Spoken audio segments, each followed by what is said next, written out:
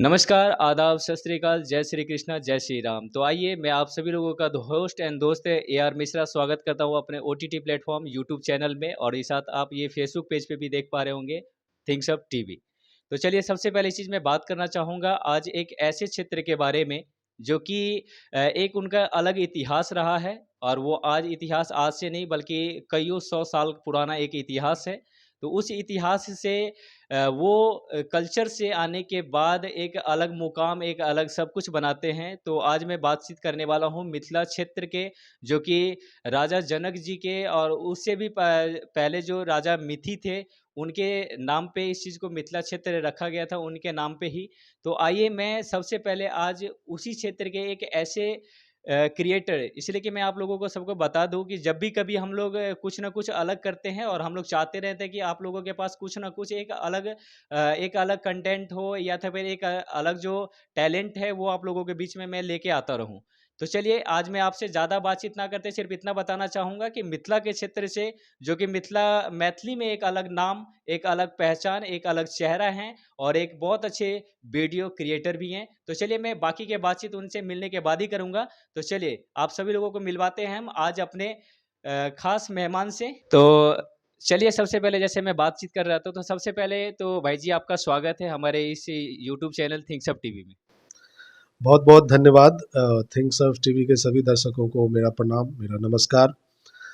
मैं विकास झा मधुर मैथिली चैनल के क्रिएटर के तौर पे आज राहुल जी के साथ हूँ आप लोगों से बातचीत करने, और राहुल जी जैसे इस बातचीत को आगे बढ़ाएंगे क्रम को, वैसे वैसे हम लोग आपके साथ बने रहेंगे। तो अब जैसा हमारे सामने सवाल करेंगे राहुल जी, वैसा मैं जवाब देने की कोशिश करूँगा। चलिए तो जैसे मैं इनसे एक छोटा सा इंट्रोडक्शन चाहूँगा कि जैसे कि ये नाम तो बता ही चुके हैं और इससे पहले भी मैं आपको बता चुका हूँ कि मिथिलांचल के एक बहुत अच्छे चेहरे हैं। तो मैं चाहूँगा कि सर मिथिलांचल में आप कहाँ से हैं, थोड़ा उस चीज़ को थोड़ा सा एक डिफाइन करेंगे। चलिए एक परिचय के तौर पे एक संक्षिप्त परिचय मैं अपना कह दूं कि मेरा पूरा नाम वैसे विकास चंद्र झा है, लेकिन सोशल मीडिया फेसबुक पे झा विकास नाम से, और मेरा ऑन स्क्रीन नेम विकास झा है। और मैं बिहार का दरभंगा जिले से लहरियासराय कबीलपुर गांव से हूं। और मिथिला क्षेत्र का जो हृदय स्थली दरभंगा को माना जाता है, उस क्षेत्र को लेके, उस क्षेत्र की भाषा को लेकर के मैं अपने चैनल पे वीडियो बनाने का काम करता हूँ। और मेरा जो मेन मुख्य प्रोफेशन है, पेशा है, वो फिल्म निर्देशक का है। मैं फिल्म निर्देशन में हूँ और स्क्रीन प्ले लिखना, शूट करना, सिनेमेटोग्राफी एंड एडिटिंग करना, ये मेरा मुख्य काम है। और अपनी भाषा को लेकर के आगे बढ़ने के लिए जो हमने एक मिशन बना रखा है, हमारा जो उद्देश्य है, उस पर हम लोग निरंतर लगातार काम कर रहे हैं। चलिए जैसे कि मैं आपको बता दूं कि सर जैसे मैं अभी अगर देखा जाए तो किसी भी क्षेत्र के लिए अगर इंसान का एंट्री जो सबसे बड़ा मायने करता है और वो किसी भी इंसान अगर उस क्षेत्र में आता है, जैसे कि आपने वीडियो एडिटिंग या फिर क्रिएटर क्षेत्र में आए, तो आपके लाइफ का कोई एक ऐसी घटना या फिर जहाँ से आपका मन बना कि नहीं मुझे वीडियो क्रिएटर क्षेत्र में जाना है, तो उस चीज़ के बारे में मैं चाहूँगा एक छोटे से स्टोरी के माध्यम से सभी हमारे जितने भी व्यूवर्स हैं, इसलिए कि मिथिलांचल में आपकी एक परिचय का मोहताज तो नहीं है अभी, क्योंकि मिथिला क्षेत्र को लेकर के आप अपने बहुत लंबे समय से आप स्ट्रगल करते हुए आ रहे हैं, जिस तरीके से हम लोगों को पता चला। तो आपसे मैं चाहूँगा कि एक छोटा सा जो आपका लाइफ का एक स्टोरी जहाँ से आपने वीडियो क्षेत्र में आने का जो मन बना, वो कौन सा ऐसा समय था?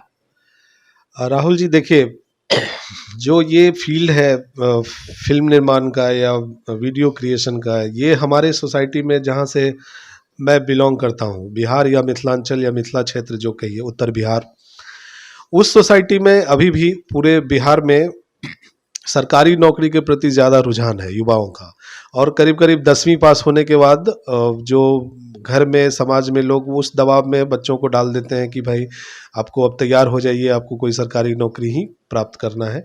उसमें अलग अलग स्तर के ज़्यादातर लोग क्लरिकल जॉब्स या बैंक या रेलवे ऐसा कुछ, और कुछ लोग ज़्यादा महत्वाकांक्षी होते हैं तो वो अफसर बनने के लिए सिविल सर्विसेज, IAS IPS बनने की कोशिश करते हैं, और ज़्यादातर कोशिश यही होती है। वो ऐसे परिवेश में रह के, और हम एंटरटेनमेंट मनोरंजन के क्षेत्र में आए, ये कहीं कहीं मतलब इमेजिनेशन से बाहर है वहाँ की सोसाइटी के लिए।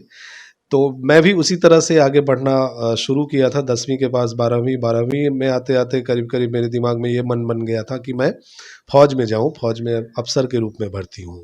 अच्छा तो सर जैसे कि मैं एक थोड़ा सा इंटरप्ट करना चाहूँगा, जैसे आपने 10वीं और 12वीं की बात की, तो मैं चाहूँगा कि सर बिहार का ऐसा कौन सा स्कूल था जहाँ से एक ऐसे छात्र को मैंने हौसला मिला और पढ़ने के बाद इसे लेकर, तो मैं चाहूँगा सर स्कूल के नाम थोड़ा रखना चाहेंगे इसे जरूर लेके। जरूर जरूर, क्यों नहीं, अपने स्कूल के नाम को तो हमेशा उल्लेख करना चाहिए, उसको प्रमुखता से बताना चाहिए। तो मेरा स्कूल रहा ML एकेडमी। उसका पूरा नाम अभी ध्यान पे नहीं आ रहा है, हालांकि उस वक्त उसे सरस्वती स्कूल भी कहा जाता जाता था। और ये दरभंगा का एक बहुत प्रमुख महत्वपूर्ण स्कूल है। इतिहास काफ़ी इसका बहुत बृहद इतिहास है। उसी स्कूल से मैं पास आउट हूँ 96 बैच में, और बहुत एवरेज स्टूडेंट मैं रहा हमेशा स्कूल टाइम से। बहुत ज़्यादा टॉपर नहीं, ब्रिलियंट नहीं, और बहुत कमज़ोर भी नहीं। 96 बैच में जब हमारा एग्ज़ाम हुआ था मैट्रिक का, तो वो बहुत टफ टाइम था। मतलब अचानक से बिहार सरकार ने चोरी करवाना बंद कर दिया था, तो बहुत कठिन दौर से वो परीक्षा हुआ था, और उसमें बहुत कम लोग पास हुए थे। पास होना बहुत बड़ी बात थी। अच्छा तो सर एक चीज़ मैं थोड़ा सा जानना चाहूँगा, इसलिए कि जिस तरीके से आप एक अच्छे क्रिएटर के रूप में मैथिली में जाने जाते हैं, तो सर बहुत सारे लोगों का ये कहना होता है कि नहीं नहीं, जैसे आप अगर पढ़ाई में आप अव्वल नहीं है तो क्या आप सक्सेस नहीं हो सकते, तो उनके लिए एक छोटा सा क्या मैसेज रहेगा आपकी तरफ से, पढ़ाई के अगर पढ़ाई नहीं कर पाते तो क्या वो किसी और क्षेत्र में अगर जिसमें हुनर है उनका, तो वो उस फील्ड में सफल हो सकते हैं कि नहीं हो सकते? बिल्कुल सफल हो सकते हैं, बल्कि मैं तो ये कहूँगा कि आने वाला जो समय है, जो भविष्य है, वो अब पढ़ाई के अंक पे निर्भर नहीं है। मतलब academic education and marks system पे वो अब निर्भर नहीं है।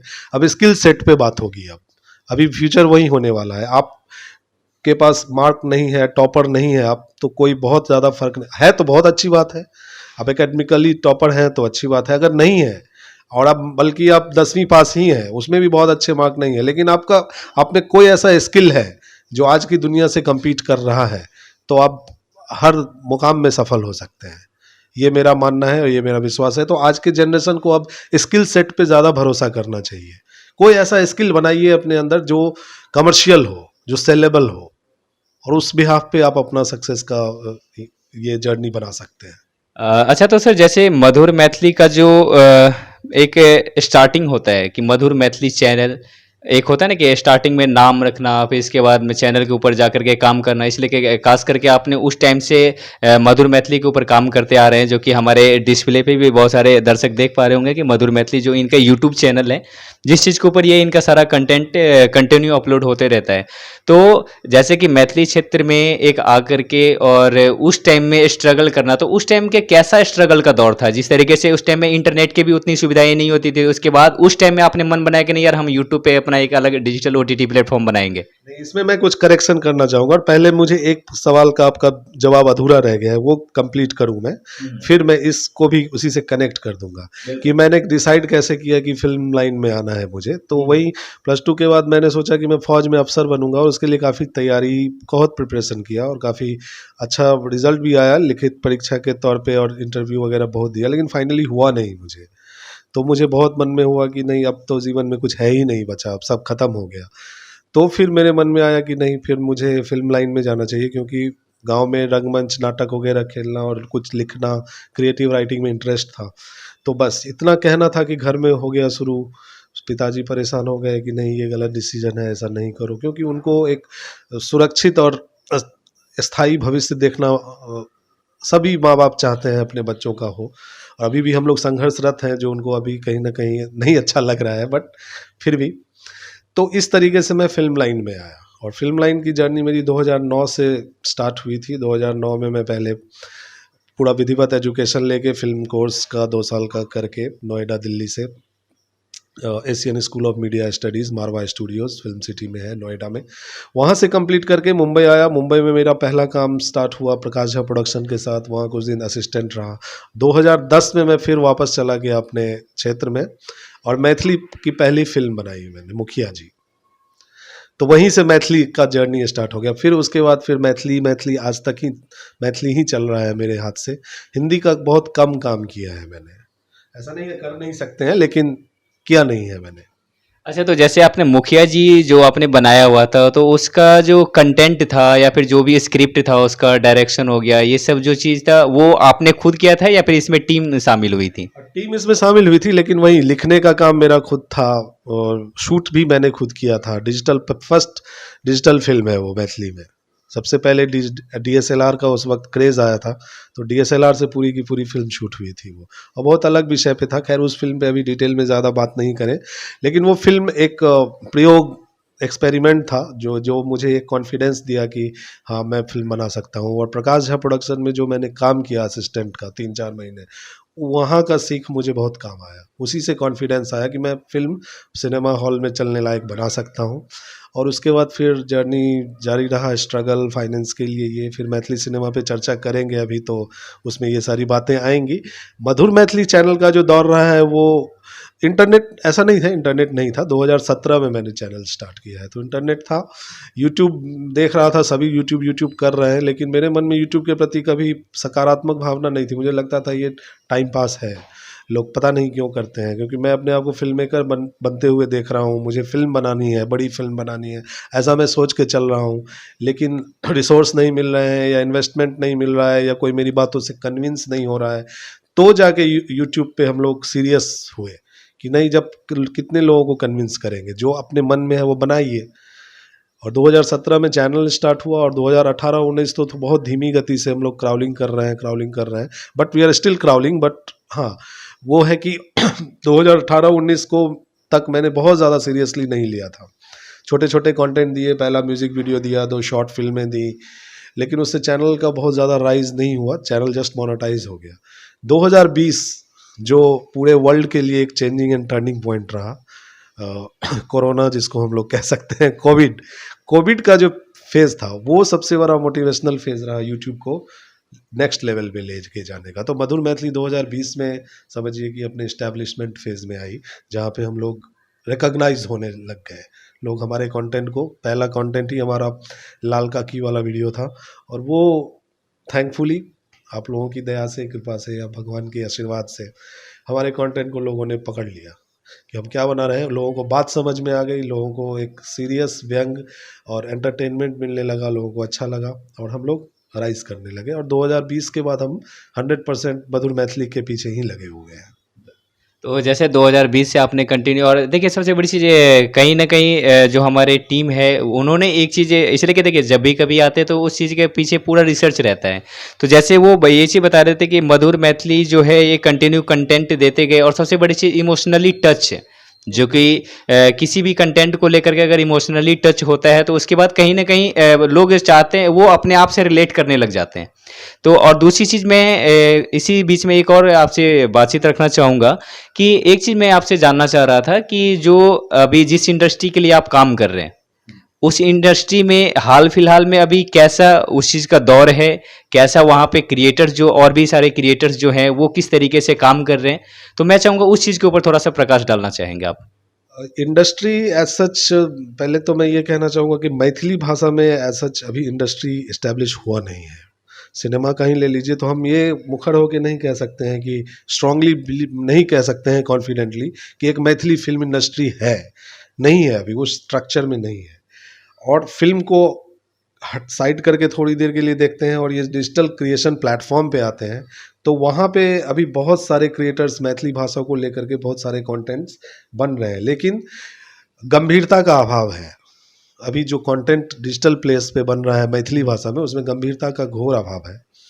लोग सीरियस होकर कुछ नहीं बनाना चाह रहे हैं, जैसे कि टीवीएफ वाले बना रहे हैं, या फिर स्क्रीन पत्ती, या बहुत सारे जो चैनल हैं जो सीरियस कंटेंट बना रहे हैं, 5 मिनट 10 मिनट का सीरियस वीडियो बना रहे हैं, जो दिखने में अच्छा लग रहा है, सुनने में अच्छा लग रहा है, मतलब पूरी फैमिली एक साथ बैठ के देख सकते हैं। वैसा कंटेंट मैथिली में अभी कोई नहीं बना रहा है। जो भी बन रहे हैं, बहुत सारे चैनल हैं, किसी का नाम नहीं ले रहा हूँ मैं, मिलियंस में व्यूज़ हैं, मिलियंस में सब्सक्राइबर हैं उनके, लेकिन उससे मैथिली भाषा को कोई फ़ायदा नहीं हो रहा है।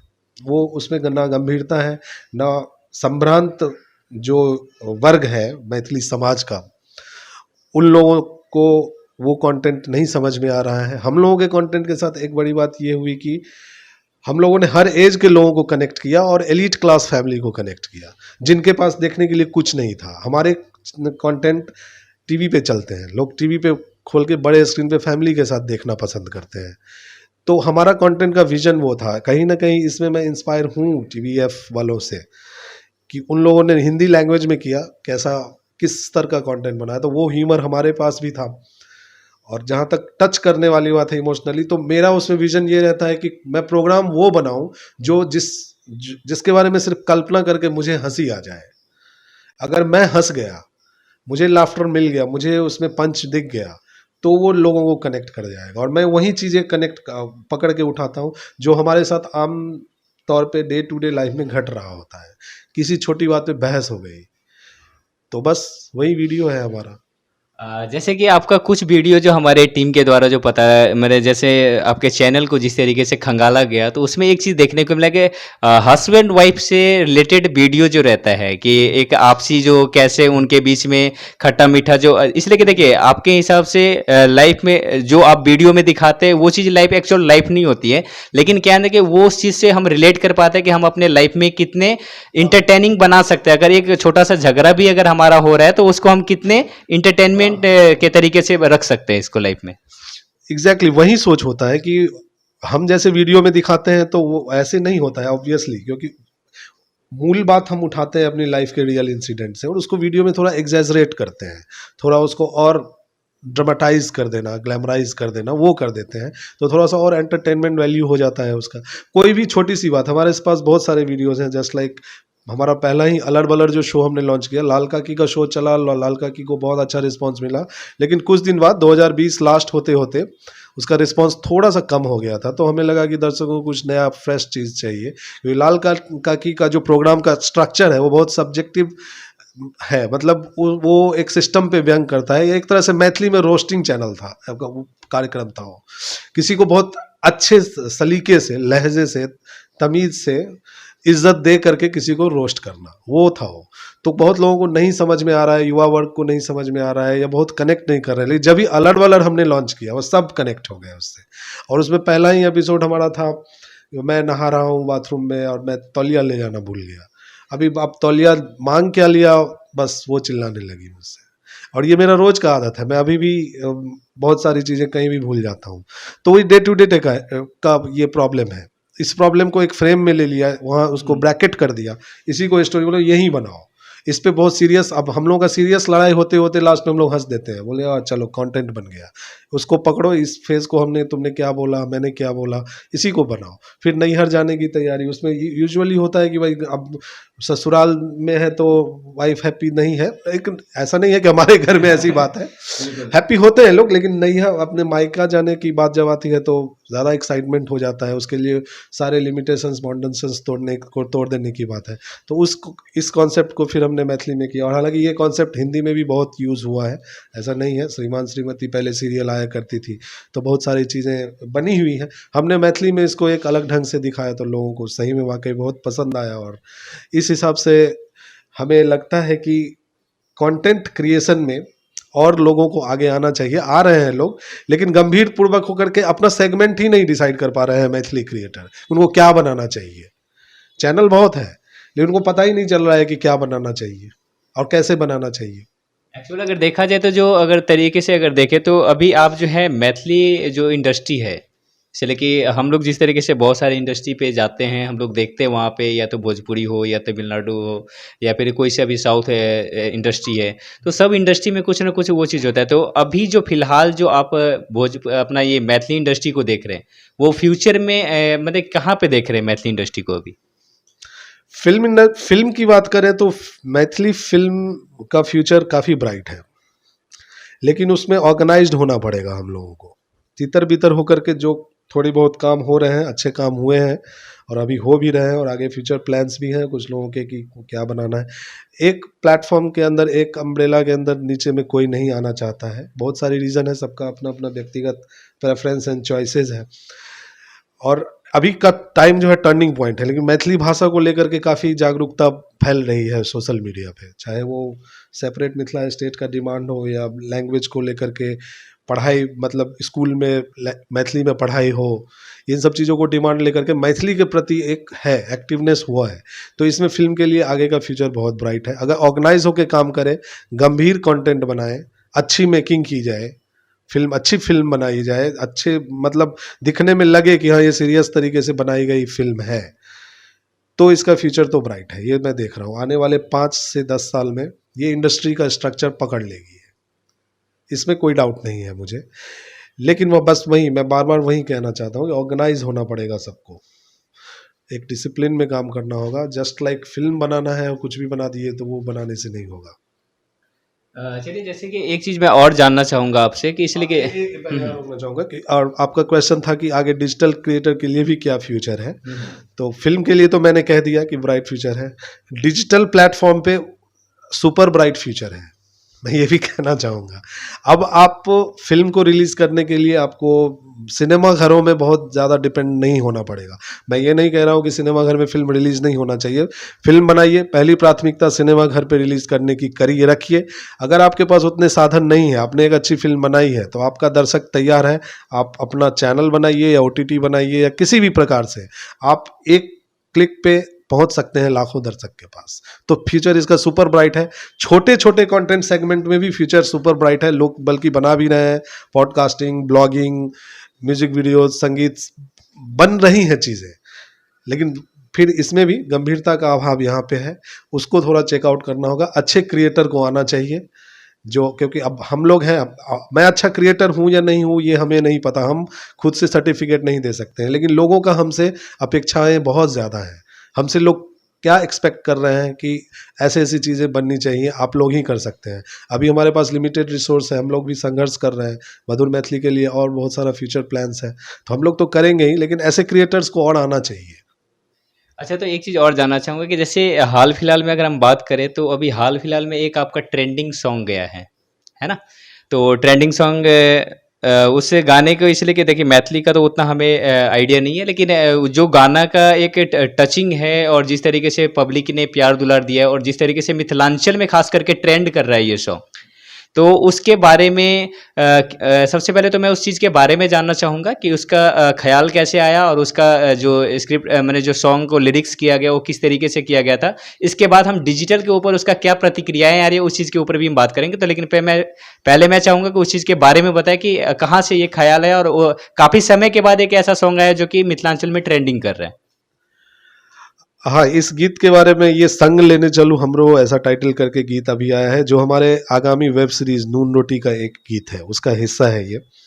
और इस गीत को वाकई अपेक्षा से बहुत ज़्यादा ऊपर जाके लोगों ने इसे सराहा है, लेकिन फिर भी हम मिलियंस में व्यूज़ में नहीं गए हैं। लेकिन जिस तरह से लोगों के कमेंट और उस पर जो प्रतिक्रियाएं आ रही हैं, इससे मुझे विश्वास है कि लोगों को वाकई ये बहुत अच्छा लगा है। और इसमें धन्यवाद प्रिया मलिक जी का, प्रेम प्रकाश कर्ण भाई का, जिन्होंने सब सहयोग से, सब हमने मिल के एक अलग चीज़ क्रिएट करने का कोशिश किया। और ऐसे लेवल पे गाने को लाने का हमारा पूरा प्रयास है। मैथिली म्यूज़िक इंडस्ट्री में बहुत सारे गाने बन रहे हैं, गीत संगीत का हमारा बेहद इतिहास भी रहा है मैथिली में, लेकिन कहीं ना कहीं फिर वो चीज़ की कमी है जो हम खोज रहे हैं या हम बनाना चाह रहे हैं या दर्शकों को चाहिए। सस्ते गाने ज़्यादा बन रहे हैं, उसमें कोई बहुत हल्कापन है या फूहरपन है, थोड़ी बहुत अश्लीलता भी कह लीजिए, भोजपुरी, अश्लील भोजपुरी गीतों से प्रभावित होकर मैथिली क्रिएटर भी कुछ भी बना रहे हैं।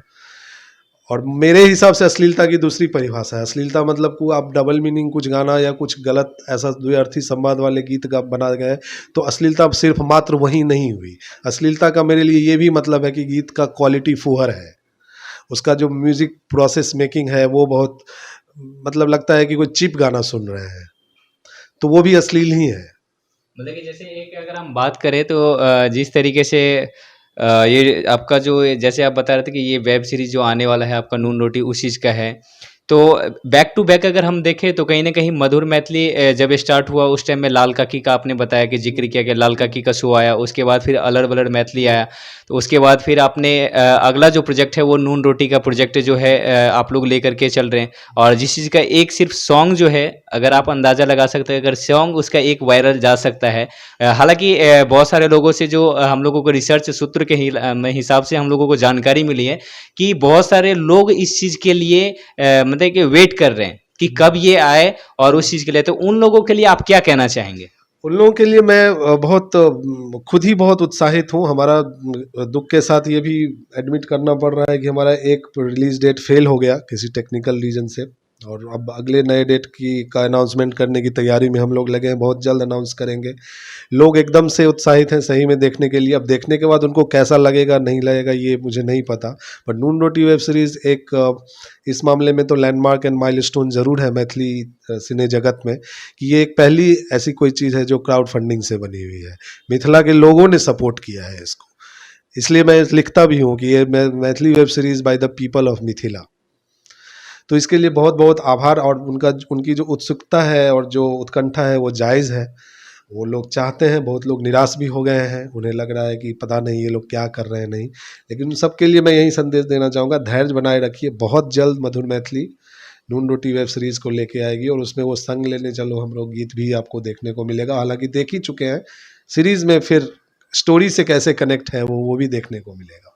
अच्छा, तो एक चीज़ और जैसे मैं जानना चाहूँगा कि बहुत सारे लोगों के मन में आता है कि जैसे आप क्रिएटर हैं, एक क्रिएटर के अकॉर्डिंग मैं चाहता हूँ इसलिए कि आपके ज़रिए एक अगर मैसेज अगले आदमी तक जाता है, तो वो क्रिएटर भी कहीं न कहीं उस हिसाब से अपना कंटेंट या फिर अपने आप को कैसे डिसाइड करेंगे। तो जो ये नून रोटी का जो आपने वेब सीरीज़ जो लेके आ रहे हैं, तो उस चीज़ के पीछे का जो एक छोटा-सा कहानी मैं चाहूँगा कि ये अचानक से ये प्लान बना या फिर किस तरीके से इसका जो माने इंसिडेंस रहा वो किस तरीके का रहा कि जहाँ से लगा कि नहीं यार अलड़-बलड़ भी काफ़ी दिन चल गया, तो थोड़ा देखते हैं अगर कुछ अलग करके और एक अलग चीज़ लेकर के आते हैं। नून रोटी जो कि काफ़ी उत्सुकता भरा मतलब कि प्रोजेक्ट है और काफ़ी सारे लोग वेट भी कर रहे हैं जिस तरीके से। इस मामले में कहना चाहूँगा कि अलड़ बलड़ हमारा एक सक्सेसफुल सिग्नेचर शो है हमारे चैनल का, और बहुत अच्छा चल रहा था वो। अभी हम नून रोटी नहीं लॉन्च करते तो हम मेरा चैनल शायद ज़्यादा ग्रोथ पे रहता। अभी अलड़ बलड़ से वो लाइट कंटेंट है, वो बनाने में मुझे बहुत ज़्यादा मेहनत, बहुत ज़्यादा मुझे नहीं करना पड़ता है क्योंकि मैं मल्टी स्किल्ड हूँ अदरवाइज। लेकिन नून रोटी मैंने वेब सीरीज़ का इसलिए प्लान किया कि मुझे चैनल को उस वक्त आकलन हुआ 2022 के स्टार्टिंग में कि मैं अगर एक वेब सीरीज़ बनाता हूँ कम साधन में तो चैनल ज़्यादा ग्रो करेगा। लेकिन उसके उल्टा ये बहुत ज़्यादा टाइम लग गया इसको बनने में, बहुत ज़्यादा फंड का भी अभाव था। तो ये सब चीज़ देखते हुए और नून रोटी के बनाने के क्रम में प्रोसेस में अलड़ बलड़ रुक गया एकदम। अभी तो एकदम रुका हुआ है, तो चैनल का ग्रोथ भी एकदम से डाउन हो गया। अभी नून रोटी आएगा तब लोग इससे फिर कनेक्ट होंगे, जैसे अभी इस सॉन्ग से फिर से लोग कनेक्ट हुए चैनल से, अचानक से बूम पे आ गया है अभी भी। तो अब कभी कभी लगता है कि अभी पता नहीं नून रोटी लॉन्च करना भी हमारे लिए रॉन्ग डिसीजन था, लेकिन अब जो भी था रॉन्ग डिसीजन अगर था तो इसको सही साबित हम लोग कर रहे हैं। और थैंकफुली चीज़ें कंप्लीट हो गई हैं, बन गई हैं। समय लगा है, बहुत समय लगा है, ज़रूरत से ज़्यादा बजट, ओवर बजट भी हम लोग हो गए हैं। इसके पीछे नून रोटी का तो बहुत लंबा कहानी है, कितना हम कहें। बस माइंड में ऐसे आया कि कुछ यूथ बेस्ड करना था। बिहार में जो अनएम्प्लॉयमेंट एंड माइग्रेशन का सबसे बड़ा प्रॉब्लम है, इस पे मुझे कुछ करना था, बात कहनी थी अपनी। वही बात कहने के क्रम में नून रोटी वेब सीरीज़ का मैंने क्रिएशन किया है। और बाद बाकी जब आप देखेंगे और एक अगले साक्षात्कार में, इंटरव्यू में, नून रोटी पे हम लोग डिटेल में बात करेंगे, क्योंकि उस पर बात करने के लिए मुझे अभी समय लगता है कि नहीं है अपने पास, काफ़ी लंबा जाएगा वो वार्तालाप। बिल्कुल है। तो जैसे इनका अगला क्रिएशन है जो अभी जिस चीज़ का काफ़ी बोलते हैं ना उत्सुक और काफ़ी मुद्दत से लोग इंतज़ार कर रहे हैं उस चीज़ से। और सबसे बड़ी चीज़ जैसे कि आप एक चीज़ मैं और बातचीत कर रहा हूँ, जैसे डिजिटल ओटीटी प्लेटफॉर्म है, तो जिस तरीके से आपका गाना भी ट्रेंडिंग में गया है और उस चीज़ की अब मैं बात आता हूँ, ये तो था आपका जो कि पॉजिटिव वे था। दूसरी तरफ से कुछ लोग हैं जो कि इसको सोशल मीडिया पे ट्रोल कर रहे हैं, क्योंकि उसका एक वर्ड जो है नवल किशोर। अब ये नवल किशोर जी को मैं थोड़ा चाहूंगा कि आप डिफाइन करेंगे, इसलिए कि बहुत सारे लोगों का कहना है कि ये सॉन्ग जो है नवल किशोर जी का नाम इन्होंने, तो नवल किशोर जो आपने नाम डाला उस चीज के पीछे की कहानी क्या है? ये लोग, कुछ लोग, मुझे भी पता चला, मुझे पता नहीं कौन लोग ये कर रहे हैं, लेकिन किसी ने कहा कि हम लोगों ने गाना किसी का ले लिया या ऐसा कुछ नहीं। तो मैं इसको क्लियर करता हूँ। देखिए, मैथिली में गीत लिखने वाले में स्नेहलता जी का एक बहुत सम्माननीय स्थान है, बहुत सम्माननीय। और उन्होंने मैथिली में बहुत सारे गीत लिखे हैं, आज मिथिला नगरिया, निहाल सखिया और बहुत सारी चीज़ें। तो ये जो गीत है उसका मूल लाइन स्नेहलता जी का गीत है। उनका लाइन है, कहाँ जाइ छी अवध किशोर यो, संग लेने चलूँ हमरो। जब राम भगवान वन जा रहे हैं तो सीता माता उनसे बोलती है, क्योंकि राम बोले कि मैं आपको नहीं ले जाऊंगा, तो जानकी जी बोल रही हैं कि कहाँ जाइ छी अवध किशोर। अवध मतलब अवध के, अयोध्या, हाँ ठीक है। तो मैं ये गाना सुनता रहता था, भजन, ये मुझे बहुत दिन से पता है, घर में माँ गाती थी, किसी मंच पे भजन में सुन रहे हैं, तो मेरे मन में था कि मैं इस धुन, ये पारंपरिक धुन पे है, ये धुन स्नेहलता जी का नहीं है, ये पारंपरिक धुन है। तो मेरे मन में था कि मैं इस धुन का रिक्रिएशन करूं और बहुत अच्छे ग्लैमराइज तरीके से करूं, जो एकदम लगे बॉलीवुड लेवल का गाना लगे। तो इस धुन को, और ये कहाँ, इस एक सिचुएशन है मेरे वेब सीरीज में जहाँ ऐसा ही हीरो है, उसकी गर्लफ्रेंड है, तो ऐसा ही कुछ सिचुएशन बन रहा है। तो मैं सोचा कि इस धुन को यूज करके संग लेने चलूं हमरो को मैं यूज करना चाहता हूँ। तो मैंने बस अवध किशोर को हटा के नवल किशोर कर दिया, क्योंकि उस कैरेक्टर का नाम नवल किशोर है। ओके। तो जैसे कहीं ना कहीं यहाँ पे देखा यही जा रहा है, तो आपने सिर्फ एक कैरेक्टर के वजह से उसका नाम आपने हाँ, नवल किशोर, अवध किशोर के जगह। हाँ, अवध किशोर मैं कंप्लीट अभी नहीं किया। तो स्नेहलता जी का सिर्फ इतना लाइन आया कि कहाँ जाई छी, अवध किशोर को नवल किशोर कर दिया और संग लेने चलो हम लोग, ये 2 लाइन स्नेहलता जी का है, इसमें कोई डाउट नहीं है। बाकी चीजें को हम लोगों ने खुद लिखा, तो इसलिए गीतकार में हम नाम अपना दिया। हम लोग स्नेहलता जी का नाम दे सकते थे, लेकिन मुझे लगा कि स्नेहलता जी इतने बड़े सम्मानित हस्ती हैं गीत लिखने में, मैथिली गीत लिखने में, ये 2 लाइन के लिए मैं उनका नाम अपने चीज में प्रयोग करके मैं क्या करूंगा? मैं या तो फिर मैं पूरा का पूरा गीत का नाम क्रेडिट उनको करता हूं, तो हमने चेंज कर दिया है। तो ये एक, चलो गीत में नहीं रखा हमने, वेब सीरीज में जब क्रेडिट रोल है तो वहां पे हमने मेंशन किया हुआ है कि भाई ये लाइन उनका है।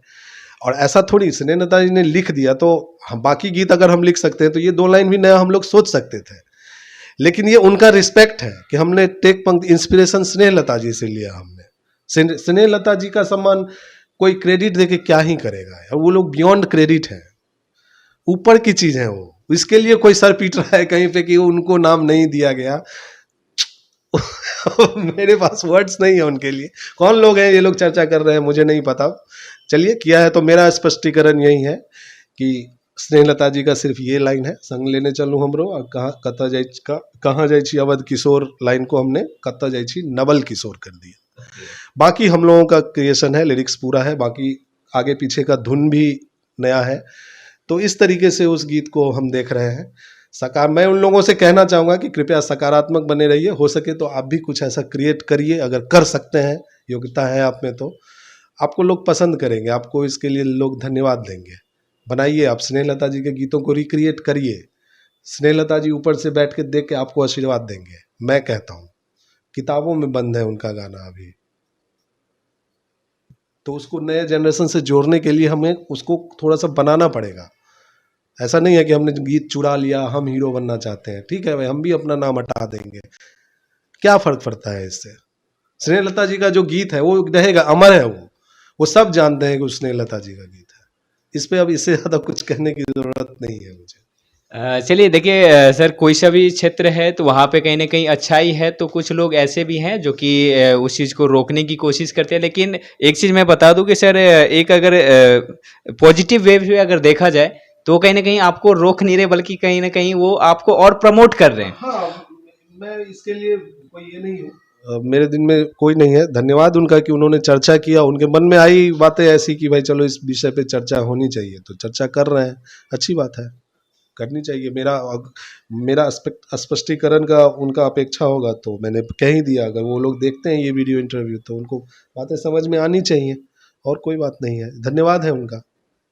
चलिए जैसे मैं एक और जानना चाहूँगा कि जैसे अभी आप मधुर मैथिली का जो अपकमिंग प्रोजेक्ट कुछ और होने वाला है, या फिर क्या, कैसे आगे फ्यूचर में जो मधुर मैथिली है वो किस तरीके से काम करने वाली है मैथिली इंडस्ट्री के लिए? फिलहाल तो अभी नून रोटी का रिलीजिंग हमारे सामने है, और ये रिलीजिंग के बाद इसी कंटेंट को 8 एपिसोड में बनी है ये, तो 8 एपिसोड के लिए तो बहुत सारा टाइम अभी हम लोग देंगे इसको ही पब्लिसिटी प्रमोट करने में। तो मुझे लगता है कि 2024 का आधा साल तो नून रोटी को ही अच्छे से दर्शक तक को पहुंचाने में लग जाएगा, और रिलीज तो खैर 1 महीने के अंदर में ही हो जाना चाहिए। अभी मैं कोई अनाउंस नहीं कर रहा हूँ ऑफिशियल डेट, बट मुझे ऐसा लग रहा है। और उसके बाद छोटे छोटे वीडियो सेगमेंट में हमारे पास 3-4 प्रोग्राम हैं, जो अभी मैं नाम नहीं दूंगा, लेकिन मुझे अलर बलर के अलावा, क्योंकि अलर बलर भी बहुत दिन से चल रहा है, ठीक है, नया चीज़ चाहिए लोगों को, तो हो सकता है हम अपने एक्टिंग में ही और कुछ नए एक्टर्स को जोड़ के टीम इस पे काम कर रही है, तो नए नए कॉमेडी शोज़ को बनाने का प्लान है, प्लस फीचर फिल्में बनाने का प्लान है। अगर नून रोटी सफल हो जाता है तो निश्चित रूप से हम पे इन्वेस्टर्स और निवेशक विश्वास कर सकते हैं, हम इसे कमर्शियली सक्सेसफुल बनाएंगे। तो अगर फिल्में बनने की बात होगी तो प्राथमिकता फिल्म की रहेगी, और अगर फिल्म बनने में विलम्ब है तो हम नियमित रूप से हमारा सिग्नेचर शो अलर बलर और लाल काकी भी चलता रहेगा, और नए नए कॉमेडी शोज हम लोग बनाने और म्यूजिक वीडियोस में हम लोग काम करते रहेंगे। अच्छा, तो जैसे बहुत सारे लोग एक चीज़ को लेकर के और भी सारे उत्सुक हैं कि एक तो जैसे कि आपने नाम रखा है वेब सीरीज़ का, और मेरे हिसाब से मैथिली इंडस्ट्री में पहला वेब सीरीज होने वाला है ये, है ना?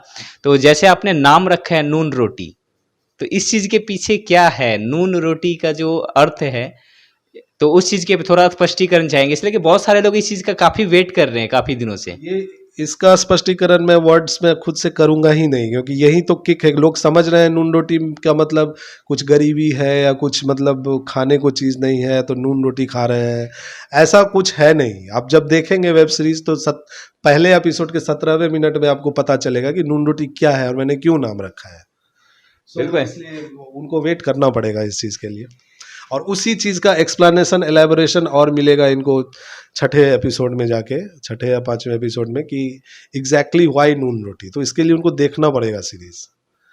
बट हाँ, इतना तो मैं कह ही सकता हूँ कि वो चीज़ मत समझिए ट्रेडिशनली वो खाने वाला नून रोटी, ऐसा कुछ है नहीं। नहीं, इसके पीछे अगर हम देखें तो मैंने बहुत बड़ी मैसेज है। हाँ मैसेज है, और बहुत सारी चीज़ों को लेकर के मैं आगे बढ़ा हूँ।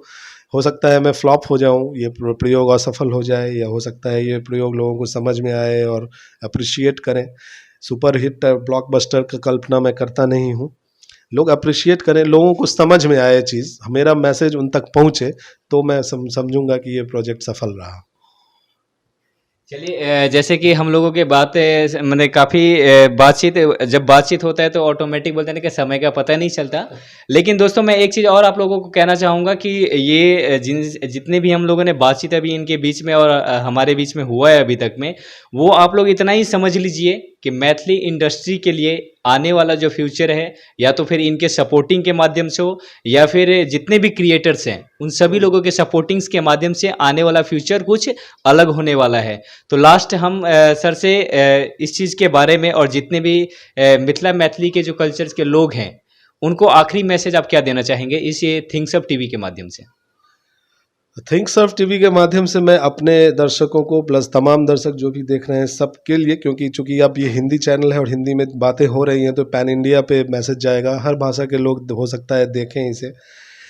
मुझे दिख रहा है कि भारत में जो विविधता है, भारत जो एक ऐसा देश है जहाँ पे क्षेत्रीय विविधता बहुत है, और यही इस देश का खूबसूरती है कि इसमें विभिन्न क्षेत्र की अलग अलग भाषाएं हैं।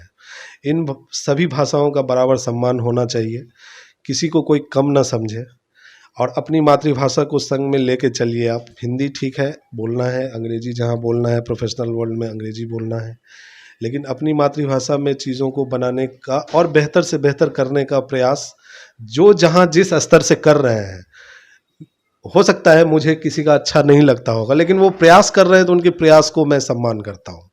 इसी तरह से आप भी कोई अपनी मातृभाषा में काम हो रहा है तो उसको सम्मान करिए और उस पर प्रतिक्रिया दीजिए, देखिए ज़रूर, अच्छा नहीं लगा तो उनसे बात कीजिए, संपर्क कीजिए, कम्युनिकेट कीजिए, उनको बताइए कि भाई ऐसा नहीं, ऐसा होना चाहिए, आप क्या देखना। लेकिन अगर आप देखेंगे नहीं, मैं अपने दर्शकों से कह रहा हूँ कि मैथिली में जो भी काम हो रहा है उसको देखिए ज़रूर, उसका मूल्यांकन करिए आप दर्शक के तौर पे, उसके बारे में बात करिए, चर्चा करिए। अगर वो कमज़ोर है तो उसकी कमज़ोरियों के बारे में चुप नहीं रहिए आप, तभी हम लोग रिफाइन हो पाएंगे, एक सेल से बाहर निकल पाएंगे, एक खाल से बाहर तभी तो निकलेंगे। कि बने रहेंगे मैथिली छे तो बहुत नीक छे, ऐसे नहीं हो पाएगा।